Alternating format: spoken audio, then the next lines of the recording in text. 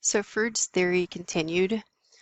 As far as Patty's life and her strong belief in Christ, these relationships that she made at church and with her neighbors, and even with her friends in school, allowed her to feel like she belonged. She was able to let go of part of her ego, which is a big part of Froude's theory, and allow herself pretty much to be held together by the love of her religion, especially during the hard times, such as the death of her father. And when she moved on and her mom got remarried, that was when she also went to church too. But from what she told me, she went to church on her own, not with her neighbors during this time.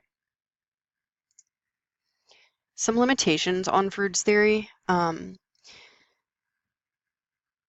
Jacobs 2003.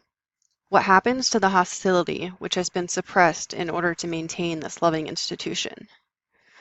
And in other words, from what I got from that quote and from what I read in that article, those inside the church may feel like they have a bond that's tied together by their mutual love for Christ. But what about these individuals who don't carry the same religious beliefs? Something to think about. These individuals may really feel outcasted if they don't carry the same religious beliefs. In Patty's situation, obviously that wasn't the case, but it's something to think about as far as Froude's theory is concerned. Here are my references. I used the textbook for this class and then two other articles.